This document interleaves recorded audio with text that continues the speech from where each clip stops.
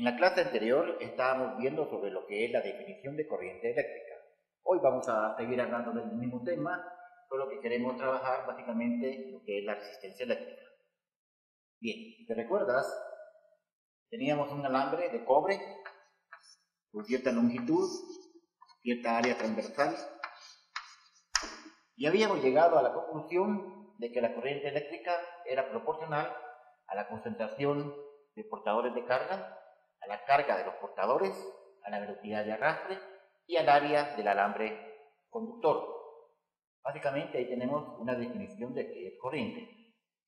Podemos calcular, por ejemplo, la velocidad de arrastre a sabiendas de conocer la corriente que pasa por los alambres y ciertas cualidades del alambre como el área. Por ejemplo, un alambre típico de construcción residencial es un alambre de calibre 23, que tiene un área de 3.31 por 10 a la menos 6 metros cuadrados. Si por el alambre lleva una corriente de 10 amperes, ¿cuánto vale esa velocidad de arrastre? Ahora, en la clase anterior habíamos calculado cuánto era la concentración, pero quiero que lo volvamos a hacer para que lo tengas bien presente. La concentración básicamente tiene unidades del número de portadores, o sea, portadores en este caso, por unidad de volumen.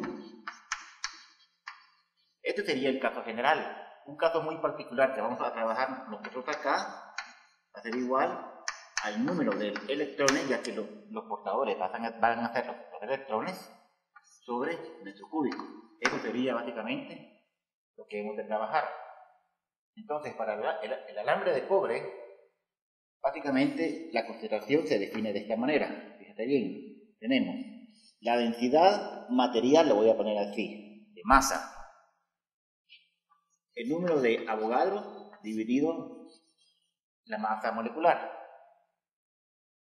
¿Te das cuenta? Haciendo un análisis dimensional, tenemos que N es igual, acá tengo gramos por unidad de volumen, centímetros cúbicos. En el número de Avogadro tengo átomos por unidad de mol. Y en la masa molecular tengo gramos por unidad de mol. Me cancela este mol con este mol, este gramo con este gramo, y me queda simplemente átomos por unidad de volumen. Ahora, si cada átomo de cobre aporta un electrón, como ya habíamos dicho, entonces vamos a decir, fíjate bien, ahora toda esta cantidad, acá, átomos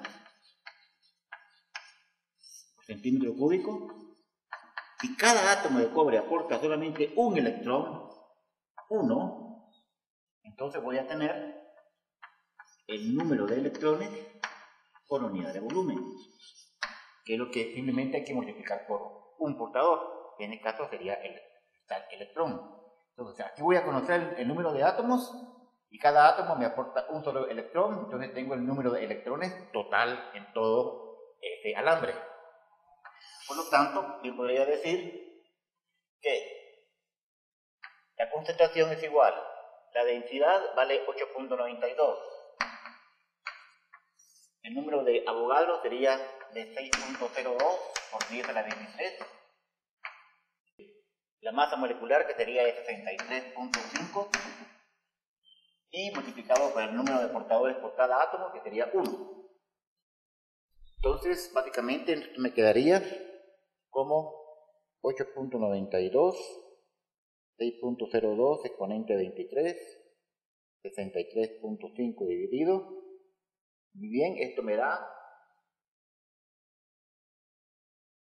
la concentración es igual a 8.46 por 10 a la 22 electrones por centímetro cúbico.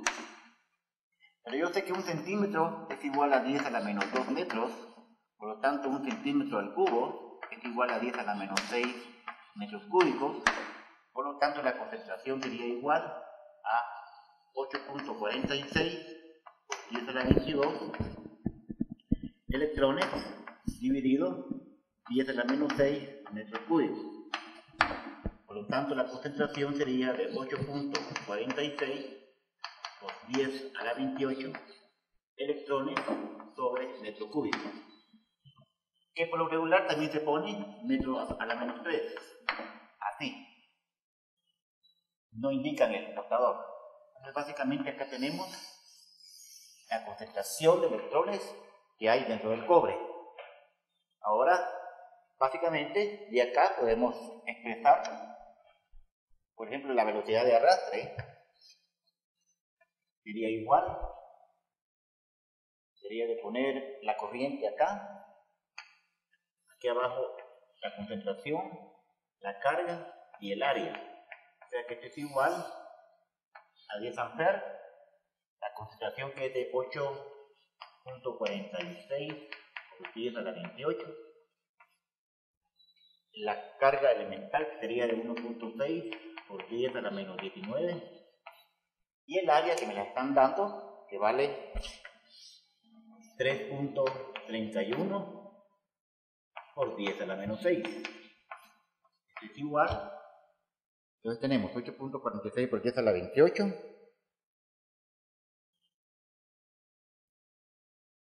1.6 exponente 19 negativo.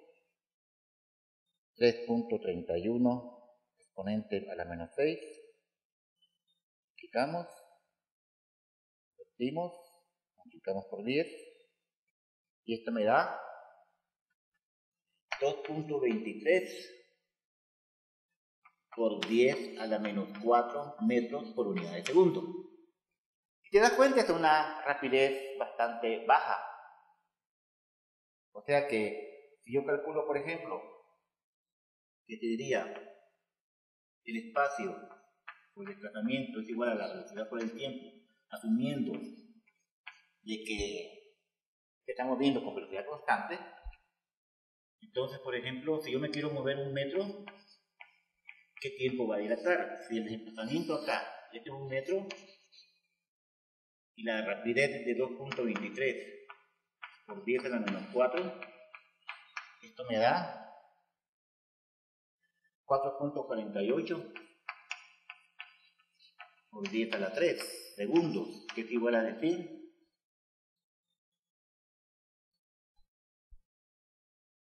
74.6 minutos, o sea, más de una hora.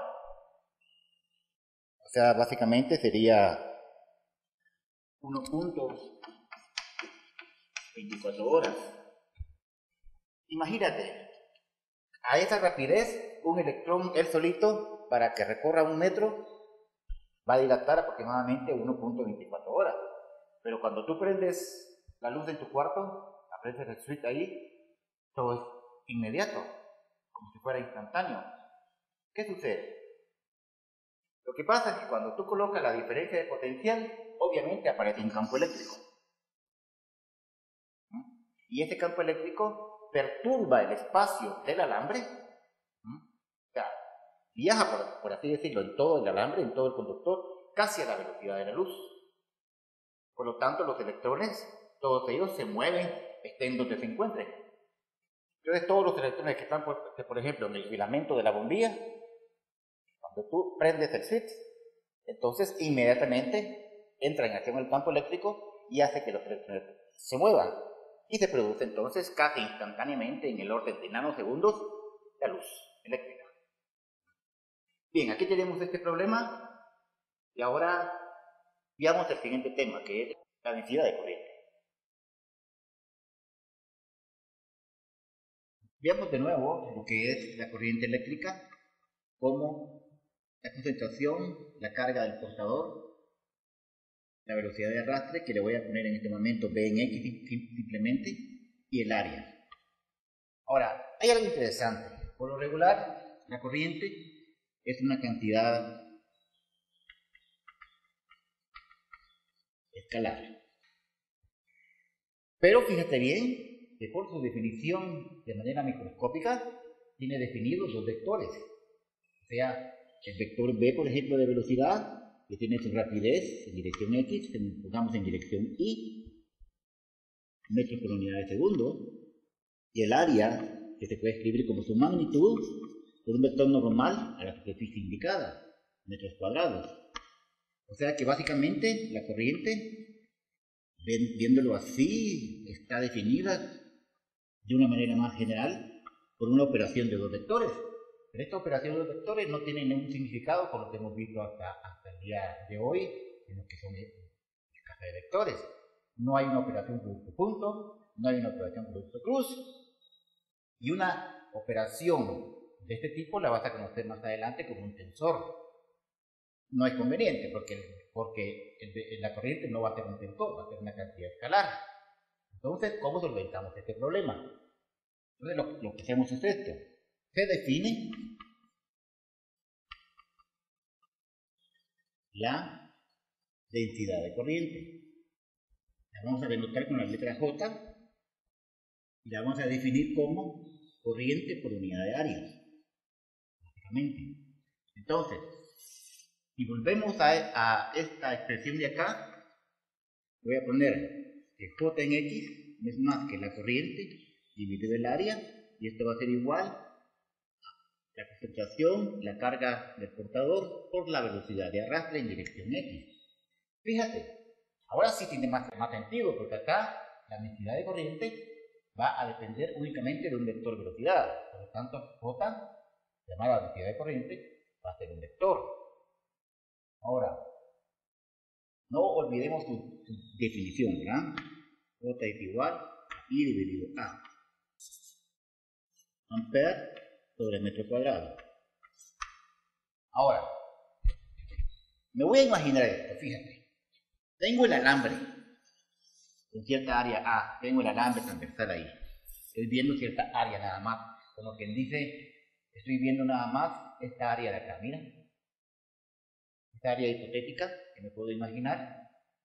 Ahí, donde yo tengo a mis portadores, que son los electrones, que se están moviendo con cierta rapidez v en x, y entonces puedo asociar un sistema de referencia XY para indicar entonces que los electrones están viajando en la dirección del eje X. Ahora me voy a imaginar un pequeño diferencial de área, muy pequeño, donde lo voy a poner por simplicidad acá. Este va a ser mi diferencial de área. Y están pasando un montón de electrones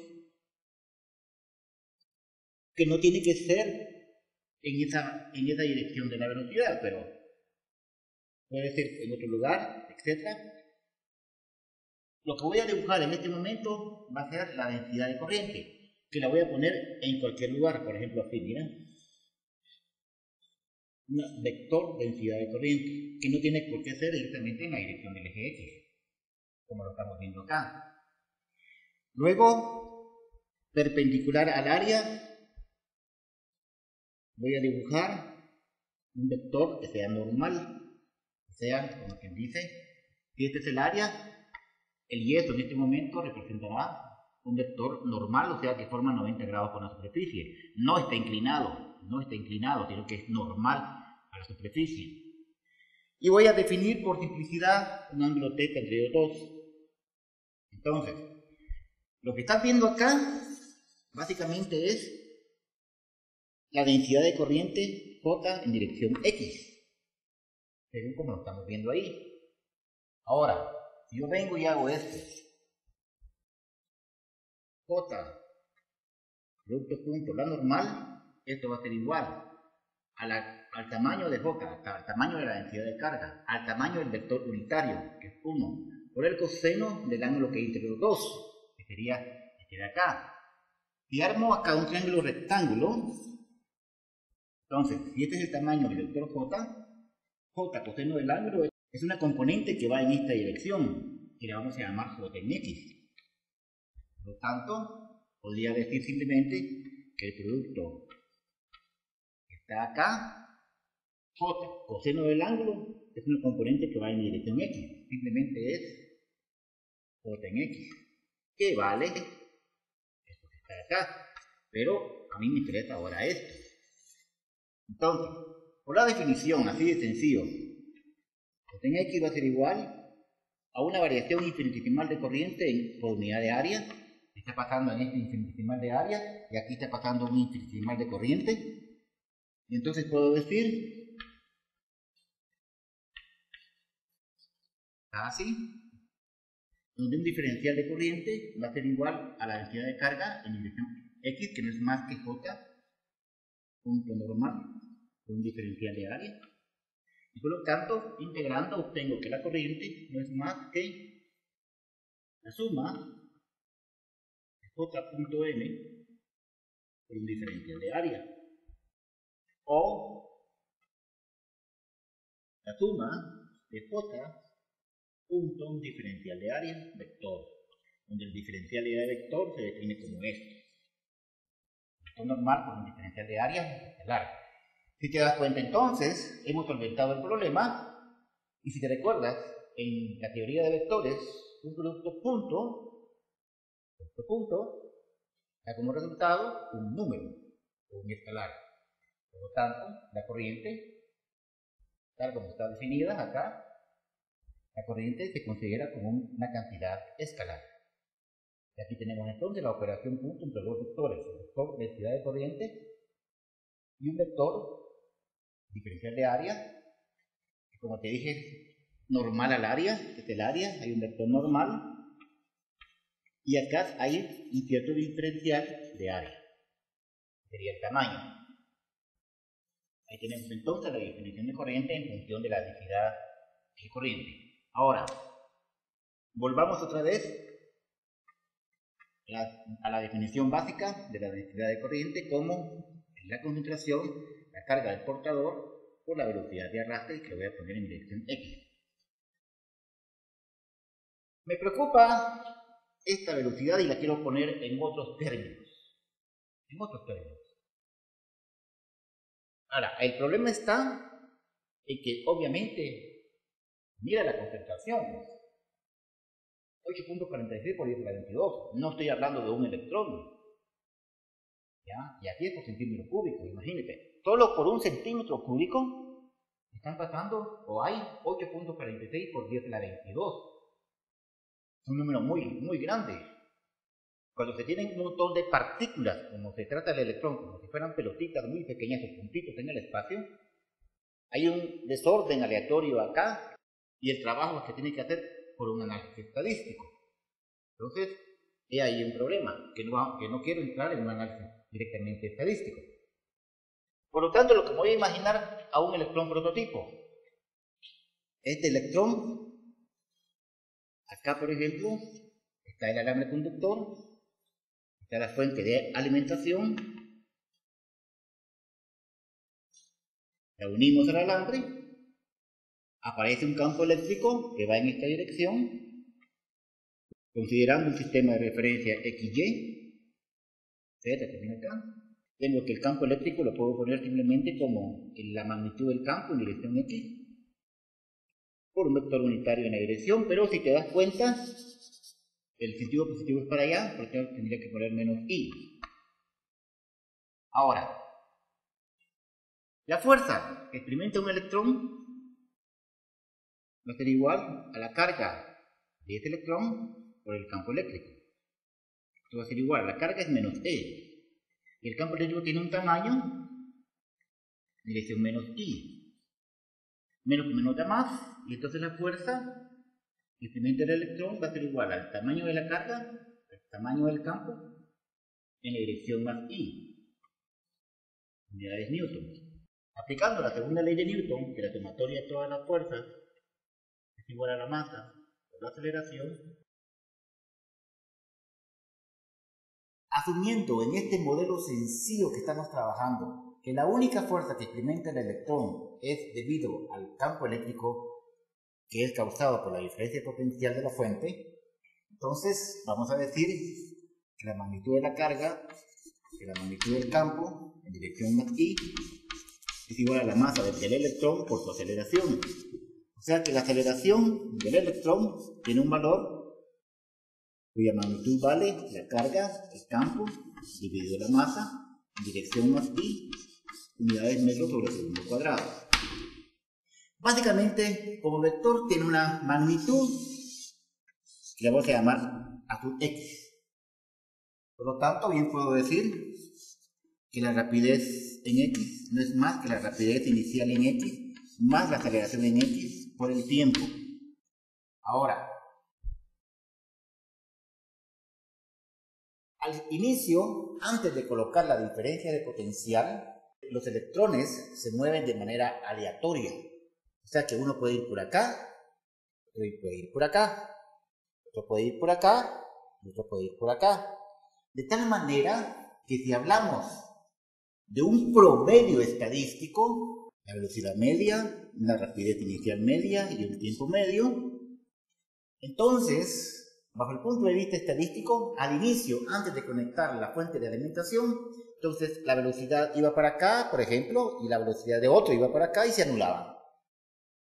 Una velocidad iba para acá, otra velocidad para acá, vectorialmente se suman y se anulaban. O sea que inicialmente podemos decir, bajo el proceso estadístico, la velocidad inicial media es 0. Luego, te puedo decir esto.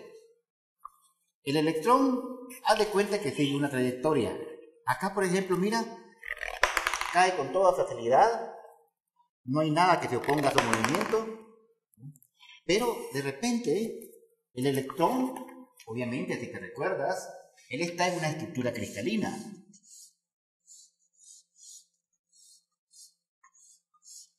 Donde acá, en estos puntos de la red, están los átomos de cobre. Ahora, esto que está acá es un ion positivo, porque le falta su electrón. Y los electrones andan como una nubecilla ahí, por todo el espacio, moviéndose, interactuando, ya sea con la red o con defectos de la red. Y esa interacción de los electrones con los iones de la red o con algunos defectos de la red va a provocar cierta resistencia en tu camino. Por ejemplo, te lo estoy volviendo a plantear acá. Yo tengo aquí, cae con facilidad, pero si lo pongo acá, por ejemplo, ya no cayó con esa facilidad. Ahora hay una resistencia al flujo de corriente eléctrica. ¿Entiendes? Entonces, este tiempo que está acá, bajo el proceso estadístico, le vamos a poner el tiempo medio de choques. Digamos que estos sean iones, entre los iones. Entonces, si te das cuenta, hubo un tiempo en que chocaba de un clavo a otro clavo, y de otro clavo a otro clavo. Total que podemos estudiar todos estos tiempos de clavo a clavo, entre los choques, y sacar un tiempo medio. Entonces, básicamente, esta rapidez en x media se va a escribir como la aceleración en x, que aquí la tenemos, por un tiempo medio de choques. Por ejemplo, con los iones. Es una idea clásica de un modelo muy simple de lo que es la corriente eléctrica. Ahora, si me voy a la expresión de la densidad de corriente, porque en x igual a la concentración por la magnitud de la carga por la velocidad de arrastre, donde la velocidad de arrastre no la voy a colocar así, sino que la voy a colocar así, que sería la aceleración en x por el tiempo medio de choques. Entonces, esta j en x va a ser igual. La aceleración sería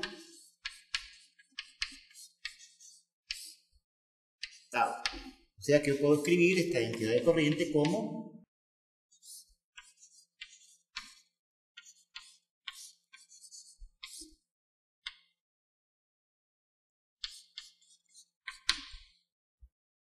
ahora, si te das cuenta, la densidad de corriente es proporcional a la magnitud del campo eléctrico.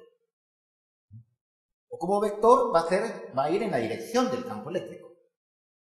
Pero aquí hay una cantidad que es proporcional al movimiento de cargas. ¿Sí? Porque aquí esto está definiendo corriente por unidad de área. O sea, ¿qué tanta corriente por unidad de área está pasando a través del alambre conductor? Y como es proporcional, entonces a esta cantidad la vamos a denotar con la letra sigma. Y si te das cuenta, solo depende de propiedades microscópicas del material, como son su concentración, la carga del portador, que en este caso es un electrón, el tiempo medio entre choques, que es cuando vimos ahí como la pelotita chocaba con los clavos, y la masa del portador. Todas estas son situaciones microscópicas del alambre conductor. Y entonces esto va a definir una propiedad que se va a denotar con la letra sigma y se le va a llamar conductividad.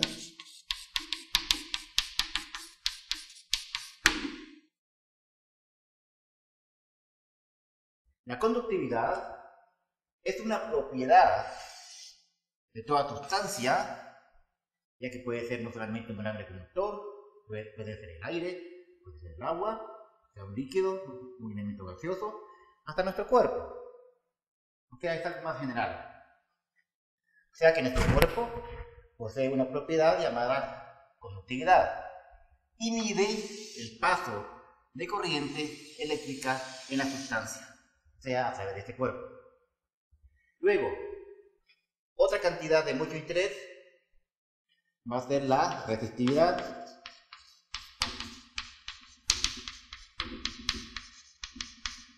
Denotada con la letra Rho griega y definida como el inverso de la conductividad.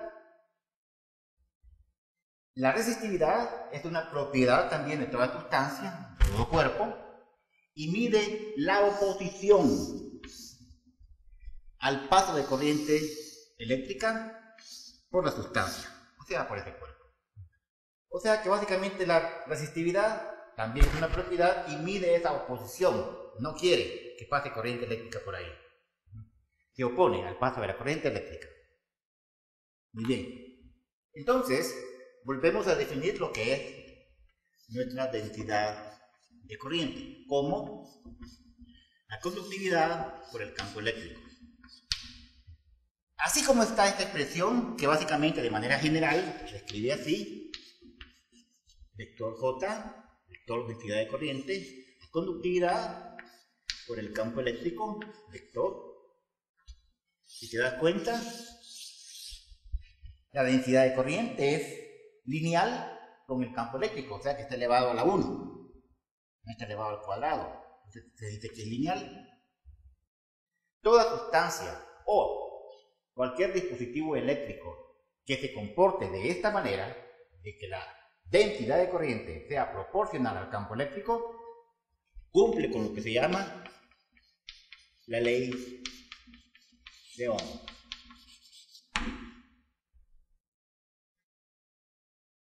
Ahora, volviendo a considerar mi alambre conductor, el cual tiene un área A transversal, una longitud L, sabemos que va a estar conectado a una diferencia de potencial. Simplemente va a generar un campo eléctrico a través de la longitud del alambre, de tal manera que existe la polaridad positiva de la fuente. Acá viene el campo eléctrico y los portadores, en este caso son los electrones, se mueven en dirección opuesta al campo eléctrico, generando una corriente que vaya en este sentido.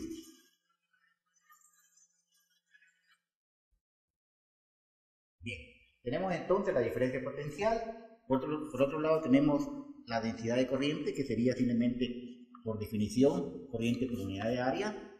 Y según lo tenemos acá, voy a poner acá J en X igual, voy a ponerlo así, 1 sobre la resistividad, porque por lo regular no se utiliza la conductividad, sino que la resistividad por el campo eléctrico. Entonces, 1 primero esta parte de acá, así, corriente por unidad de área. Esto es igual a 1 sobre la resistividad. Y luego, acá por ejemplo, el campo eléctrico va a ser igual a la diferencia de potencial dividido la longitud del alambre. Entonces pongamos diferencia de potencial acá dividido la longitud del alambre. Pero lo voy a poner así: la diferencia de potencial entre los puntos A y B sea, en el alambre. Puedo venir y despejar la diferencia de potencial entre los puntos A y B, y esto va a ser igual a la resistividad, a la longitud, dividido por el área y multiplicado por la corriente. Ahora, lo que tenemos acá, entre paréntesis, se le va a llamar, como está asociado a la resistividad, que es una propiedad del cuerpo o de la sustancia, pero que ahora tiene ciertas características geométricas como la longitud del alambre, el área transversal del alambre, se le va a llamar resistencia.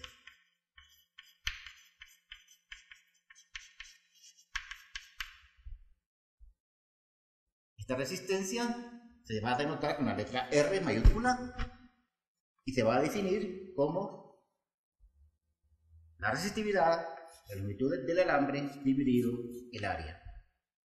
Va a tener unidades con la letra omega llamada ohm. Esto es entonces la definición de lo que es la resistencia, o sea, la medida de la oposición al paso de corriente por un alambre conductor, definida como la propiedad intrínseca del cuerpo o de la sustancia, como es su resistividad, y ciertos factores geométricos como es la longitud del alambre y el área transversal de este alambre, unidades ohm. Por lo tanto, vamos a denotar la resistencia. Si tenemos este alambre acá así, lo vamos a colocar ahora como un símbolo. Así, ¿eh? Y esto va a decir que va a tener cierta resistencia y que entre los bornes de la resistencia hay una cierta diferencia de potencial del elemento resistivo. Esa diferencia de potencial del elemento resistivo simplemente es R, la resistencia, por la corriente. Esto también, visto de una manera más formal para trabajar con circuitos, no tanto así como la densidad de corriente y el campo, sino que trabajar con una corriente y trabajar con una propiedad asociada a la geometría del alambre, que es la resistencia que va a tener este alambre.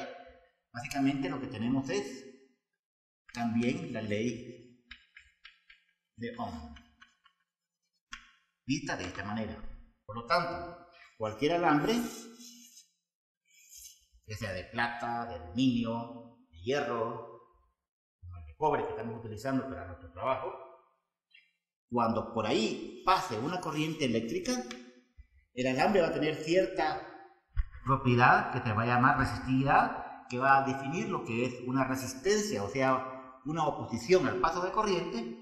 Entonces, entre este alambre, entre estos puntos que están acá, va a haber una diferencia de potencial del elemento resistivo que va a ser igual a R por I. Básicamente. Y fíjate bien, una diferencia de potencial.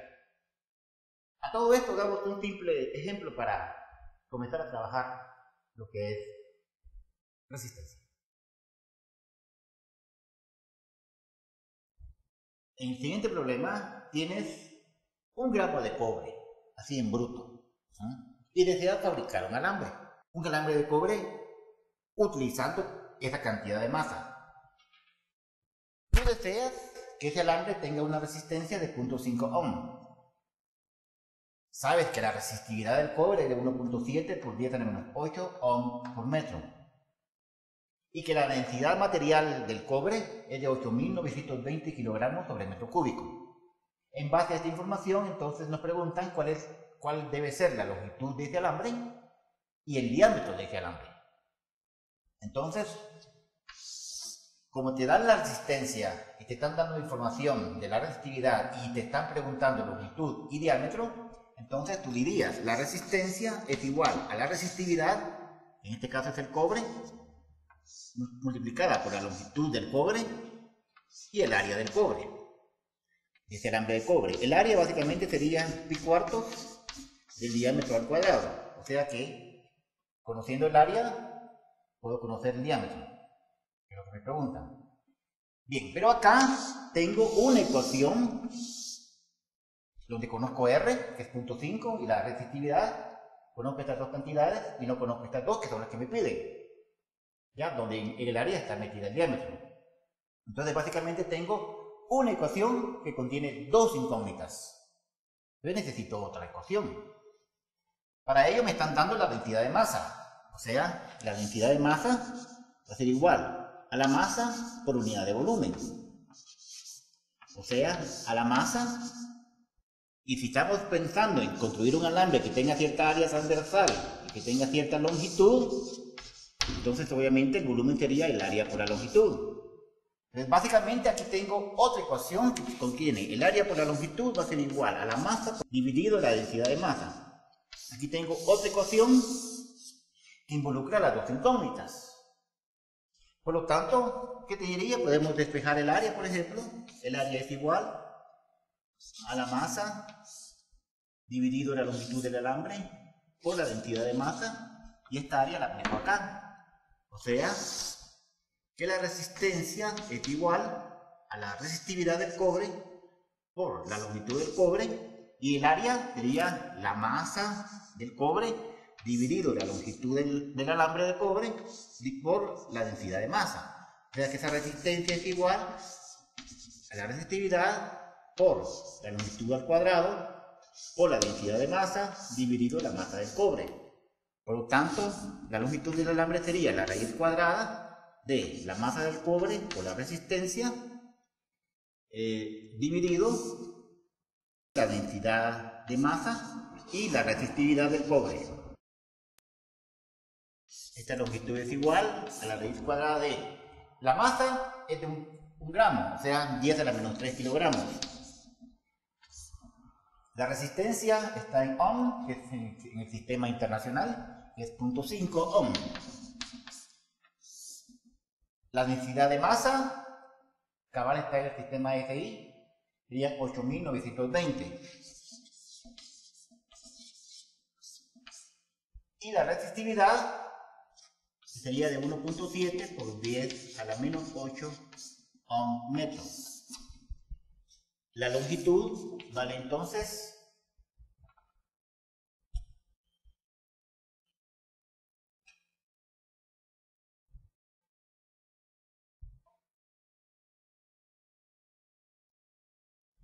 me da 1.82 metros.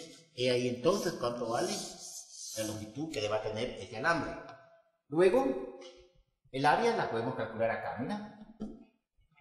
Pero no voy a poner el área, sino que voy a poner, el área sería pi cuarto del diámetro al cuadrado, y esto va a ser igual a la masa de cobre dividido la densidad de masa por la longitud de este alambre de cobre.